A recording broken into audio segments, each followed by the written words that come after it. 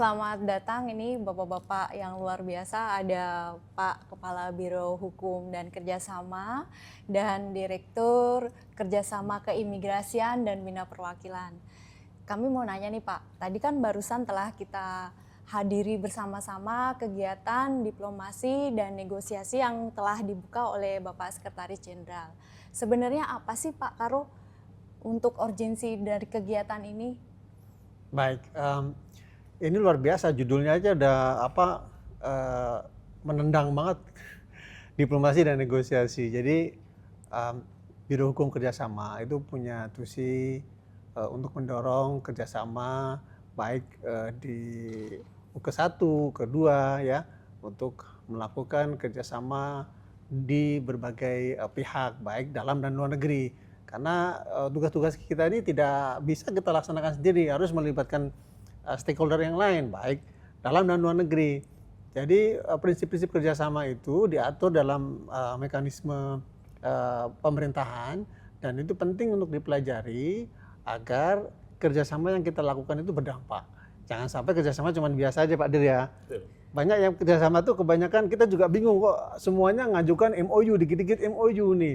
Nggak pernah dipikirkan MOU ini ada dampaknya nggak? Nah dalam forum ini Pak Dir nanti kita bisa memberikan masukan ke teman-teman dengan narasumber yang ada agar MOU kerjasama baik perjanjian kerjasama nantinya dilakukan dengan lebih baik dan juga punya outcome yang jelas.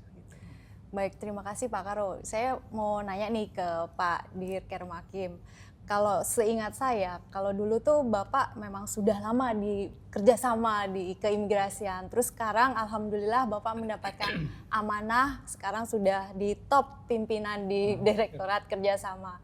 Nah ini tanggapan Bapak seperti apa kegiatan ini? Karena yang kita tahu juga di imigrasi itu sudah banyak sekali kegiatan.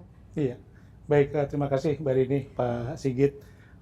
Memang di Direktorat Jenderal Imigrasi kita punya satu direktorat yang cukup unik ya, namanya Direktorat Kerjasama Keimigrasian dan Bina Perwakilan. Artinya ada di satu sisi kita kerjasama tentang keimigrasian, masalah keimigrasian, dan juga ada bina perwakilannya. Bina perwakilan artinya kita melakukan pembinaan hubungan kerjasama dengan perwakilan-perwakilan yang ada di Indonesia, maupun kita juga mempunyai atas imigrasi dan konsul imigrasi yang bertugas di kedutaan besar kita di luar negeri. Artinya itu bina perwakilan kita ada dua objeknya di dalam maupun di luar negeri. Tentu kegiatan-kegiatan yang hari ini dilaksanakan juga sangat berguna dan bermanfaat. Artinya kita perlu nggak fokus hanya di masalah keimigrasian, bagaimana kita cara berdiplomasi dan membuat hubungan, menjalin hubungan dengan khususnya dengan negara-negara perwakilan-perwakilan negara yang ada di Indonesia. Seperti itu. Baik, terima kasih. Sedangkan saya kembali lagi nih ke Pak Karo. Sebenarnya nanti tuh dari kegiatan ini ada lagi nggak sih kelanjutannya gitu? Oh ya, kita harapkan ini berlanjut karena bentuk-bentuk kerjasama itu sebenarnya sangat luas sekali ya cakupannya ya, ruang lingkupnya sangat banyak Pak Direktur.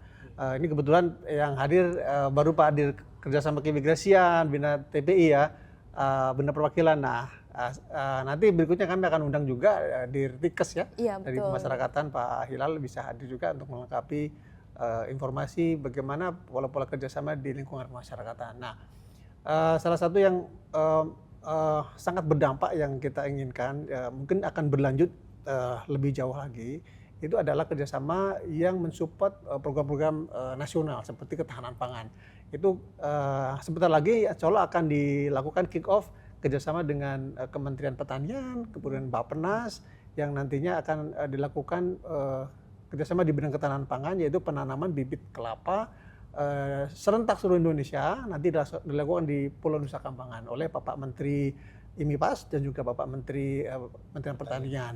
Nah, itu kurang lebih nanti sekitar 360.000 bibit kelapa akan ditanam. Ini salah satu model kerjasama yang bisa berdampak oleh masyarakat. Di lingkungan imigrasi juga dilakukan itu.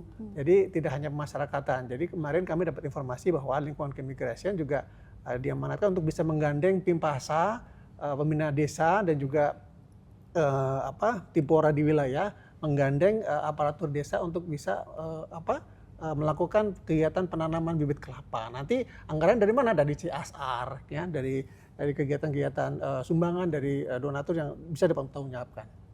Baik. Sedangkan Pak Dirker Makim, kalau saya tahu sebenarnya Direktorat Jenderal Imigrasi itu sudah beberapa waktu memberikan surat edaran untuk melakukan penanaman kelapa. Tadi tindak lanjut dari apa yang disampaikan Pak Karo. Nah, ini tanggapan Bapak seperti apa ini? Tentu sangat mendukung sekali ya apa yang dilaksanakan dan rencana kegiatan ini, karena memang ini juga adalah amanat dari Presiden kita Pak Prabowo terkait dengan cita-citanya, dan juga bagaimana kita bisa nantinya dengan inisiasi melakukan penanaman bibit kelapa ini mendapatkan manfaat nanti ke depannya bagi masyarakat, dan juga sebagai legacy dari kita lah berkontribusi untuk mendukung program dari Bapak Presiden dan juga program Pak Menteri. Jadi kami pun di imigrasi sudah melakukan pengumpulan bibitnya dan menyiapkan untuk nantinya di masing-masing wilayah juga akan melakukan kegiatan penanaman bibit kelapa ini. Sangat luar biasa. Iya, baik. Kalau itu tadi adalah salah satu contoh tindak lanjut dari kerjasama ya Pak Dir dan Pak Karo. Kalau Pak Karo, acara ini harapannya nanti ke depan seperti apa Pak? Apa yang diinginkan dari kegiatan hari ini?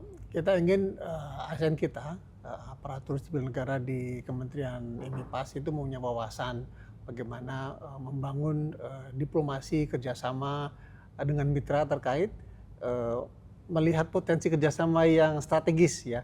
Kadang-kadang saya berpikir kerjasama tidak hanya dimiliki oleh lokasi yang strategis ya di kota ya.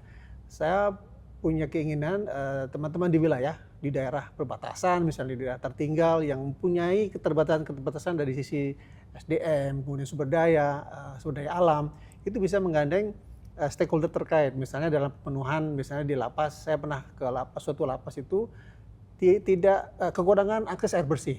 Nah, bagaimana Pak Kalapas atau Pak Kanwil bisa menyediakan air bersih dengan model kerjasama dengan perusahaan air minum di sana, kemudian Pemda dilibatkan, dan juga perusahaan-perusahaan di sekitar yang bisa memenuhi kebutuhan-kebutuhan di lingkungan lapas.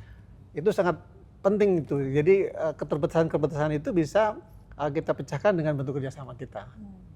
Baik, kalau Pak Dir sendiri seperti apa Pak harapannya pada kegiatan hari ini?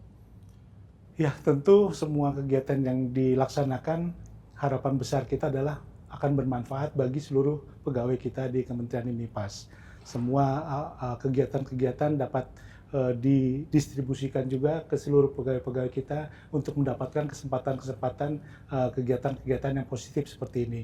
Tentunya kegiatan seperti kegiatan hari ini adalah di luar konteks daripada tusi kita, tapi itu akan memperkaya kemampuan dan kapasitas dari pegawai-pegawai kita. Jadi kita harus berpikir lebih luas lagi, lebih berkembang lagi, tidak hanya fokus di tusi kita sendiri ya. Karena kita harus bisa membuka diri dan memanfaatkan informasi-informasi yang ada untuk menunjang pekerjaan-pekerjaan kita seperti itu. Ya, nanti mungkin dalam diskusi itu bagus juga Pak Dir, kita encourage teman-teman untuk melihat potensi kerjasamanya di masing-masing tempat tugasnya.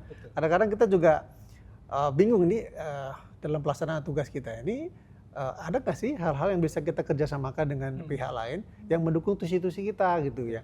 Kayak tadi saya ngobrol dengan Pak Kakanwil, Dirjen Pemasyarakatan. Mungkin di lingkungan pemasyarakatan perlu juga dielaborasi bagian-bagian mana yang perlu dikembangkan potensi-potensi kerjasama seperti tadi itu ya. Baik, kata terakhir Pak sebelum kita akhiri dari Pak Karo kemudian Pak Dir. Ya, kerjasama itu adalah kata yang mudah diucapkan, tapi bukan berarti juga sulit untuk dilaksanakan. Yang penting kita bisa berkolaborasi, membuka komunikasi. Intinya komunikasi sebetulnya. Bagaimana berkomunikasi yang baik, menjalin komunikasi networking agar keterbukaan komunikasi itu menjembatani kepentingan-kepentingan kita, tugas-tugas kita bisa terlaksana dengan baik. Pak Dir, kata terakhir? Kata terakhir dari kami tentu terus manfaatkan potensi-potensi yang ada, potensi kerjasama pun terus dikembangkan. Artinya ketika kita mempunyai networking dengan instansi atau lembaga yang lain, tentu semua hal akan mudah dilaksanakan. Seperti itu. Terima kasih. Baik, terima kasih ini Pak Karo dan Pak Dir, sangat luar biasa apa yang telah disampaikan. Saya ucapkan terima kasih Pak. Oke, terima kasih. Terima kasih Mbak Terima Rini. kasih. Terima kasih, Pak Dir. Sehat, sukses. Amin. Ya.